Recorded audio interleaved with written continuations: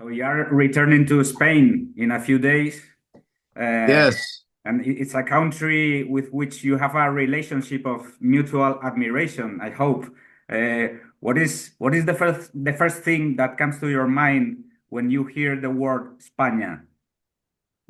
Well, you know, it's got to be Paco, right? Mhm. Paco. But it's that it's extremely rich with traditional music that is unbelievable. So it's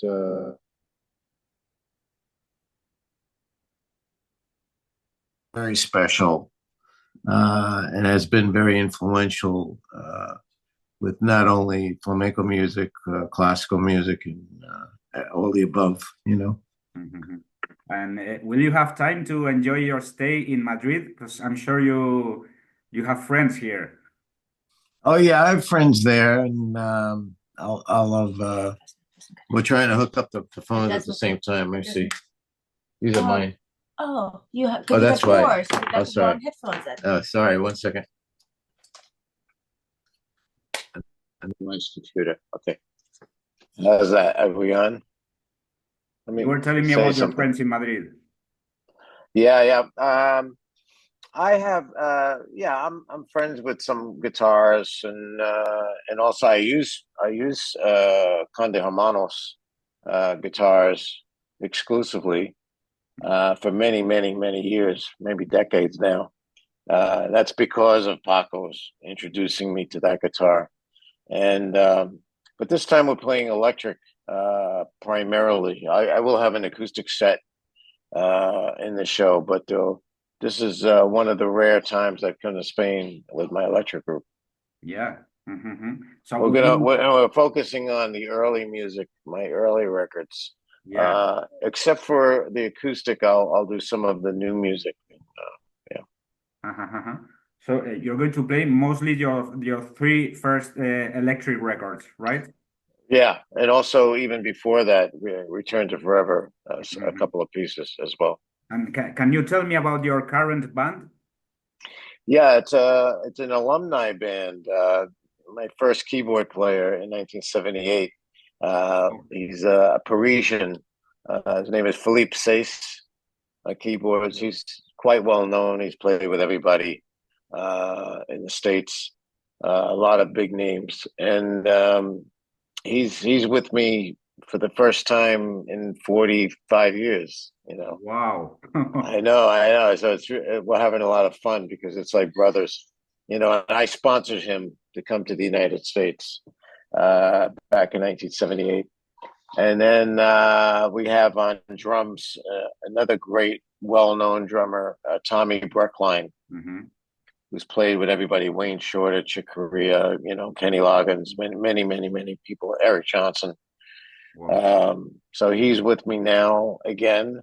And he was in my band in the 80s, in the like 80, 88, 89.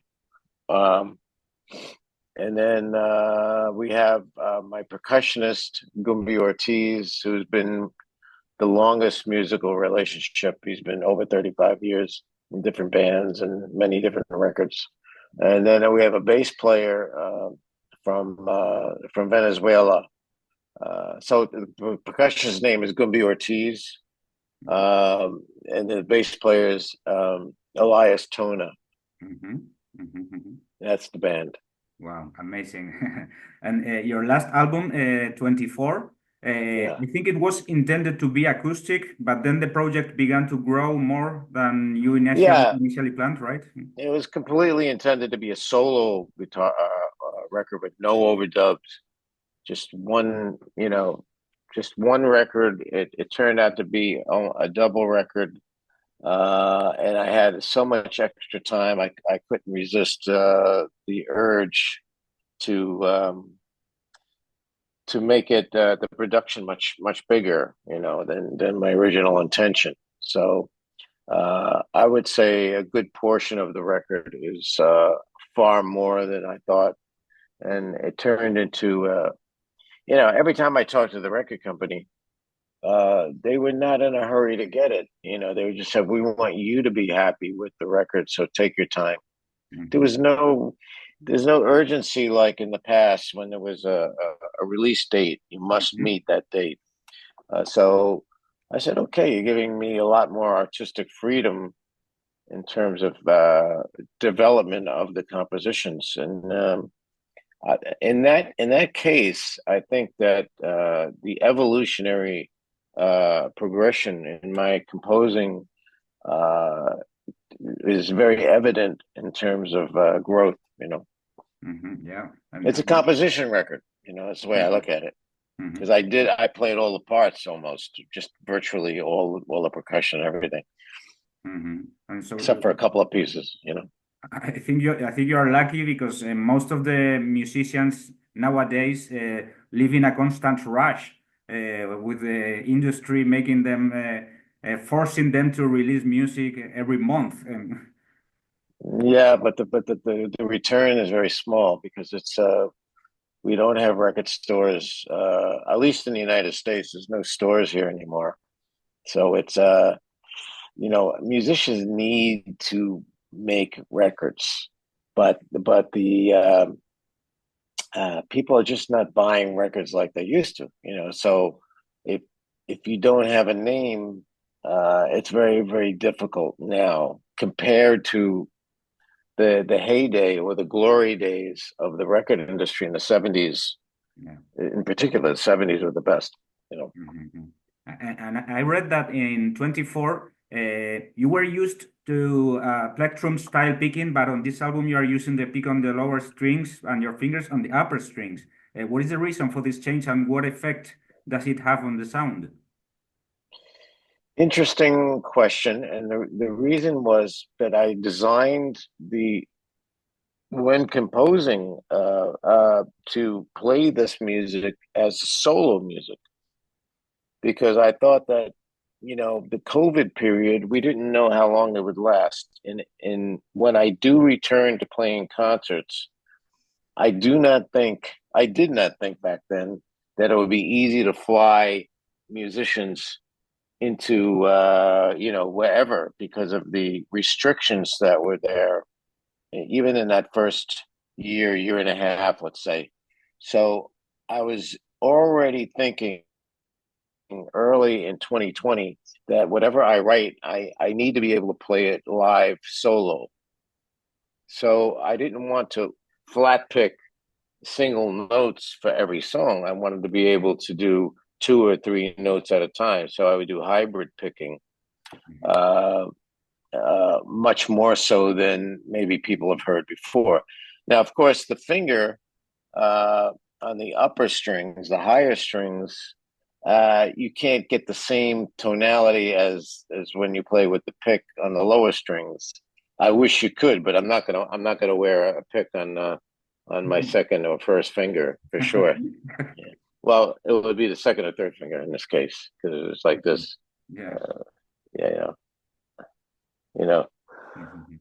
But it is a kind of hybrid picking style that I further developed because of my intention to make it a solo record, you know.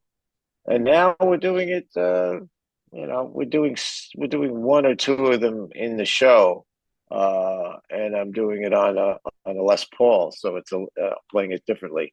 And Wow. then there is an acoustic set where I do showcase that style. Mhm. And I suppose that 24 title alludes to the 24 years of this century. Yeah, What yeah. worries you most about what has happened in the world in the last 24 years? The last 24 years, it's more like the last 8 years primarily. Hmm. Well, the last 24 years, you could say that um, I can't, for me, the most exciting periods were the 70s and the development of music. The 60s were the most revolutionary in terms of, what had happened with not just, you know, music of my genre, but mostly the pop music of that. What came out of London and Los Angeles and San Francisco was so incredible, Yeah, uh, and fantasy then to think about. unbelievable. and then the '70s introduced jazz rock or fusion, which the beginning I was with one of the bands that was one of the pioneering groups of that idiom. What along with Weather Report and Mahavishnu, Return to Forever Hmm. uh, was great because not only of the improvisation ability of the players, but the composition. We had substantial composition in the band, mainly because of Chick when I joined. Um, and so for that became a big influence on me. And had that not happened, I don't think I would have done what I've done or up to this point. So then you have the last 8 years, which is a very big concern politically because we are in a very dangerous kind of time Yeah. in America between these two political figures, Trump being a complete disaster Yeah, in and Spain as dangerous. well, we have our own Donald Trump here. Yeah, she's a woman, but she's a Donald. Well, you know, it's that Mhm. they're big problems, and I don't know what's going to happen. It'll be when I'm in Madrid. It will be the night before the election. Oh, wow. So So, you're going to so vote to do an anticipate vote, or yeah, I did already. you Yeah, did already, huh? I Mhm. did already, and it's neck and neck. So it's 50-50 chance. Yeah, It's yeah, but it's a really scary time yeah. because The day he's after is really very scary. he's like a pre-World War II Hitler. Yeah, yeah, yeah. There's no atrocities of that scale that happened during the war, but the rhetoric of his tone, his delivery, his speech is very reminiscent of pre-war Hitler. He's a fascist, Yeah. you know. Hmm. Maybe he's a little bit Franco, a little bit Mussolini. Yeah, his own people say he's a fascist. So, Yeah. Well, yeah, no, and yeah, yeah, he's a fascist. and Yeah. now that you mentioned Return to Forever, I'm very curious about one thing. It is rumored that Chick Corea didn't leave much compositional freedom to the rest of the band members, even though each one of them were true geniuses of music. Is it true that Chick was so strict? No, no, he encouraged us to become composers. He pushed us to at a time when I was like wondering why I'm 19 years old. Why do you want me to compose? He goes, no, because you play. If you can play like that, you know, Also, he also felt the same about classical composers. He goes, they were great improvisers. Otherwise, they would never be able to write it. We never looked at that because they don't improvise, but they had to improvise to write the music. Wow. Yeah. So they wrote down their improvisation. This is what they did, you know. Wow. Uh, but no, he and I must credit Chick for being the one that wanted each of us to grow and to write at a time when I was more than happy to just play his music, because I was a big fan as well. Mhm. But because he did push us to write, this career has been a quite long career, Mhm. and I have over 33 or 34 solo albums, which is a lot. It's a legacy of music that happened because I was kind of guided that way.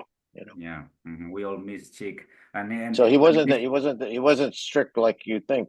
yeah, And it's a it was rumor. It's actually a he was encouraging to do it. I think the problem was when it did happen, he had a problem with it mhm. because we got kind of famous on our own. It's actually became what he wanted became an issue that he had a difficult time dealing with because then all of a sudden Return to Forever was more like the Beatles of fusion. You know what I mean? We were all, Yeah. and it was no longer Chick Corea's, band solely, and we were Yeah. the glorified sidemen. We were all becoming popular. Yeah, yeah, yeah, yeah. And it's been 10 years since the death of our great Paco de Lucia. And how would you describe his legacy a decade after losing him? And what is your fondest memory of him? Well, it was each night was a very healthy uh, competition in a sense because we look. He was very inspiring.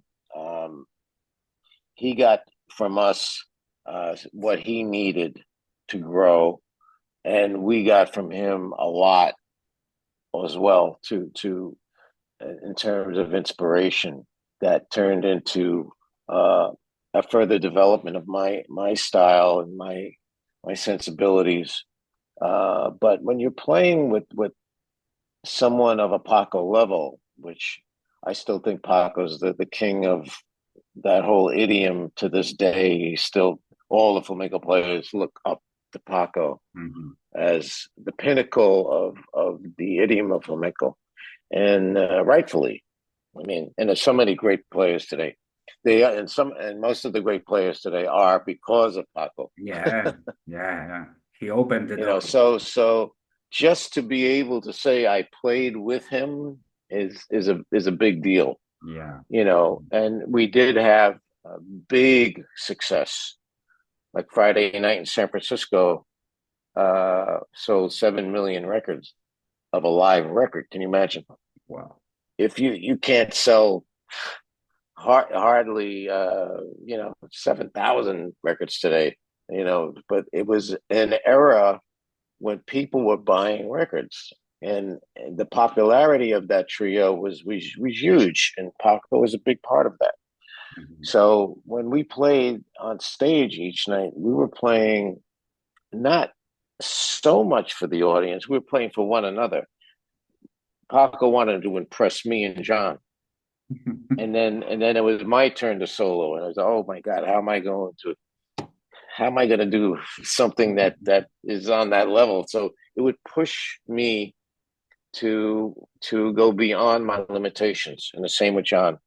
So it was, and the audience then got the benefit of seeing Yeah. us kind of like in a friendly way, uh, playing to in a competitive kind of fashion. But what made it great was the interplay. There was a lot of rhythmic interplay, and that was at times quite great and magical.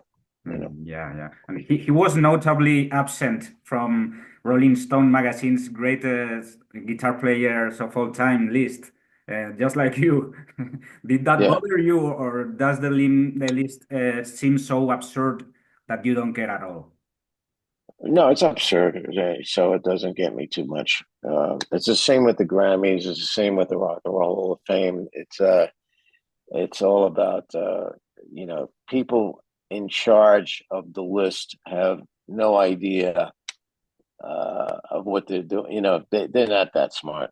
I And mean, when you look at some of the names of the guitar players in there that cannot play the guitar, they yeah, haven't learned they haven't learned how to play the guitar, and they're in there. So it's more of a popularity list yeah, it's at the like at the it's moment. like the best drummers list with Lars Ulrich on the top. Come on. Yeah, yeah, a guy that can hit the drums hard, but is not a great player. I mean, come on, sorry, No. And no, the Zoom meeting is running out of time. Well, what a shame. I'll do a last question. What do yeah. you think about the artificial intelligence applied to music creation? Do you see it as a tool, as an opportunity, or as a threat? I don't know enough about it. I just know that the threat is real. It's a little scary. What AI can do for in people putting out records, it was bad enough that no talent musicians can sit in front of a computer and or a keyboard, and the keyboard's playing most of the parts, Hmm. and then they put out a record. Here's my new record, and they didn't do anything. The AI is another step in that direction of where they can do all the work for you, and you don't know if it's real. So live music is important. It's probably the only one you can't cheat Yeah. so much. You know what I mean? I mean, there are people cheating, but it's less. It's Yeah. pretty evident now when somebody's using a Yeah. backing track or something. Yeah, yeah. So it's been a great pleasure and an honor. Thank you. Thank you. You've Pleasure. been so kind, and have a good time here in Spain. I look forward to it. Goodbye. Take Thank you. care. All the best. Adios. Adios. Bye bye.